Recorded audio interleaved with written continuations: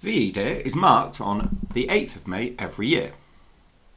2025 is the 80th anniversary and is being marked across the United Kingdom and other countries in Europe. This assembly is going to start thinking about that by focusing in on these two questions. What is VE Day and why do people remember VE Day? So let's start with what does VE Day actually mean? The V stands for victory, and we might think about victory as in to win something. And then the E stands for in Europe. That's because this was the end of a war in Europe. Europe is a continent which includes many countries that you might have heard of, including the United Kingdom, France, Germany, Belgium, Italy and more. This was a war that took place in Europe and elsewhere around the world, but this date marks the end of that war in Europe itself. Where had Britain been fighting? The war I mentioned a second ago was the Second World War, and it had been fought for 6 long, difficult years. It began in 1939 and ended in 1945. Britain and their allies had been fighting against Germany and their allies across the land, sea and in the skies. Here you can see the first photograph. This is what British soldiers would have looked like during the Second World War. So adult men over the age of 18 would have been going to fight in other countries trying to help Britain win the Second World War. Enormous ships such as this one were fighting in the seas, trying to protect things coming into Britain and trying to be on top in the war against the Germans and their allies. And new in this war, there were large-scale battles in the airs using aeroplanes like these ones that you can see as well. Now they might look a little bit simple compared to what we see today, but during the Second World War, this was the best technology available. Because there were aeroplanes fighting in the skies above Britain and ships fighting in the seas and oceans, people that were not fighting were also impacted. And this was true in Britain and in lots of places around the world. So what was it like for people in Britain? On the screen you can see 4 photographs. These give us clues into what it may have been like and the difficulties that people at home faced. Take a look. What can you see happening?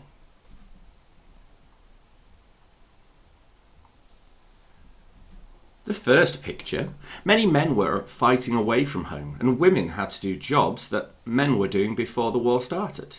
In this case, they are making a type of pump. It's called a stirrup pump, used for firefighting, and they did other jobs in factories and on farms. Not all men went away to fight. This man is an air raid precautions warden, and his job was to help people when aeroplanes attacked British towns and cities. They had to check people had gas masks and lots of other jobs too. German submarines attacked ships bringing food and equipment to Britain. This meant that the food was rationed to make sure everyone got enough to eat. You couldn't always get the food you really liked or wanted. It also meant that people also tried to grow more food to eat in Britain. There are lots of posters that you can find on the internet with campaigns like Dig for Victory. And last but definitely not least, British towns and cities were attacked by the aircraft from the German Air Force. Children who were at risk were evacuated to live with other people, not their families, in safer areas. You can see a large number of children being evacuated by getting onto a train. So based on what I've just said, can you think of reasons why life would have been difficult for people at home during the war?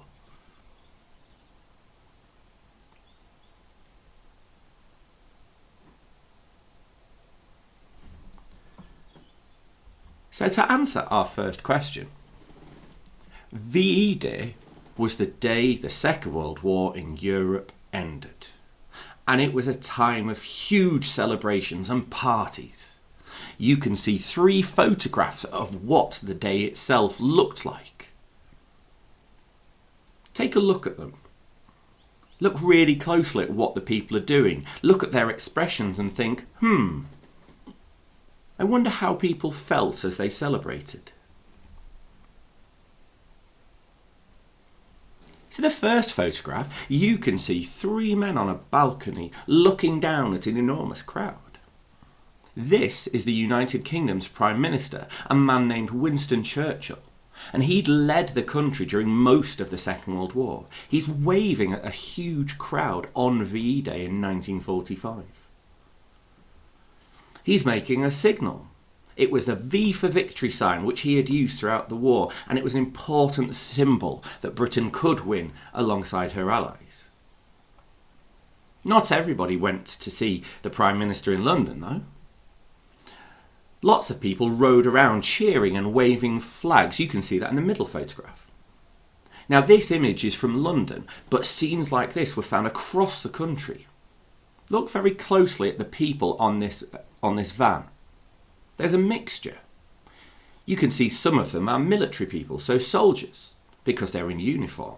And other people who are civilians, so non-military people, they look really happy as they celebrate because, well, the war that had been so horrible and dangerous was over. Peace in Europe was declared. And street parties were held. You can see that in the third picture. This image is from East Sussex, but it happened across the country. And I will tell you about another example of a street party in just a second.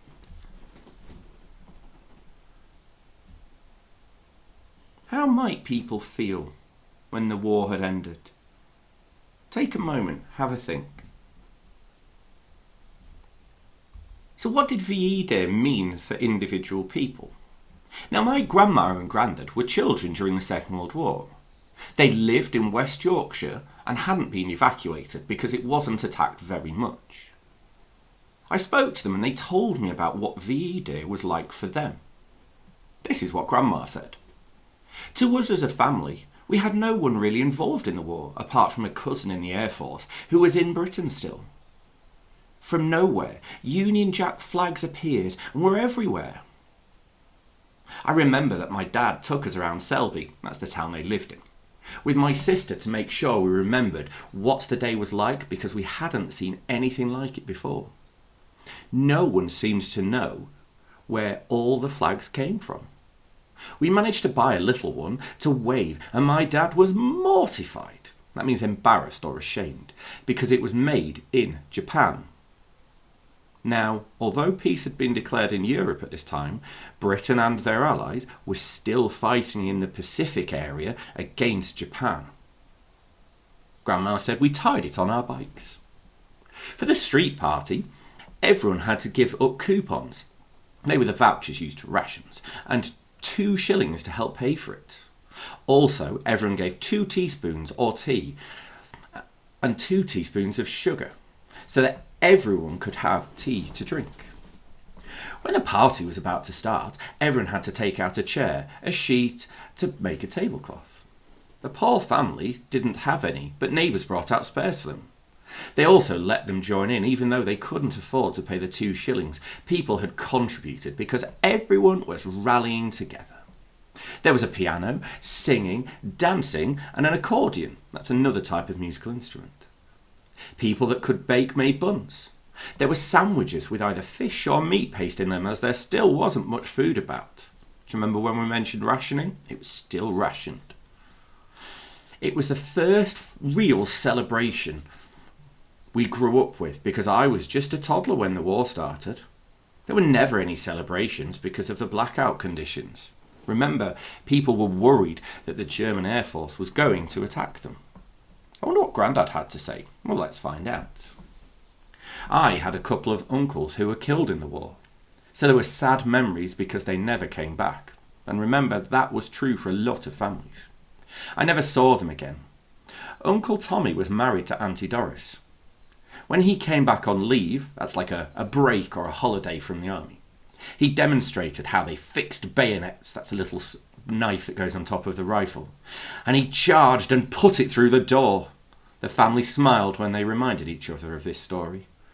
They missed him because he wasn't there. There were still celebrations about the war, but there was a certain sadness that everybody felt. I remember my mother made some bunting, little flags, as she was a dressmaker and was good with a sewing machine. They were red, blue and white, rectangles of paper sewn onto a string. She did lots of them. I think she collected material and held on to it and kept it for all sorts of reasons. At the party, there was dancing going on in the streets, but I didn't understand it as I was a little lad. Some sort of music was playing, but it wasn't in our street. I didn't understand fully why they were doing it. There was a radio playing on the street from one of the houses. The street was 2 rows facing each other, and people were dancing in the middle of it. So there you can see, people who experienced VE Day felt a sense of celebration, but there was sadness because of those people who didn't come back. I wonder how people in different counties and cities felt, because everybody's experience would have been different. So what do we remember today then? VE Day today, 80 years later, is a chance for people to remember those that fought, worked and died in the war. There are events in schools and communities. There are often parties and religious services because it's a time of celebration that the war ended and peace was declared in Europe. But it's also important to remember those that didn't come back, just like my granddad's uncles. I wonder what it was like where you grow up, where you live. Might be something you can find out. So where is the war remembered? There are many memorials to events and people in the past, across the country and the world. There are many to those who fought and died in the 2 world wars. You can see 3 examples on the screen. The first is the Cenotaph in London, and that's where the national memorials take place. At times, such as Remembrance Day on November the 11th, the King and Queen will attend and lay poppy wreaths to lead the remembrance for those that died. It was originally built to remember those who died in the First World War, but was rededicated after the Second World War as well. The middle is the memorial in the centre of Leeds. That's the city closest to where I live.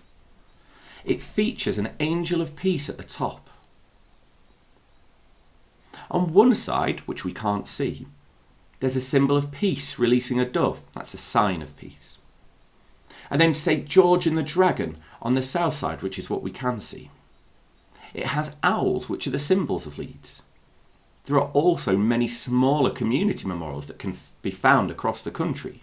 You've probably got one in the town or village that you live in. And then in places like churches and other community buildings, you might find memorial plaques such as this one from Otterburn in Northumberland. It's really important that we remember that people who died fighting were from villages, towns and cities, so they're remembered there. They help us to remember the impact of the war and the fact it was seen locally as well as across the country at large.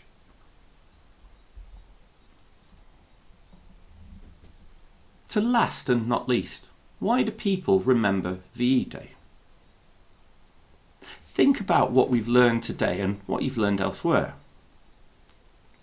In your head, can you tell me, what are we remembering? Can you think about why it is important to remember? You might want to start your answer with people remember VE Day because.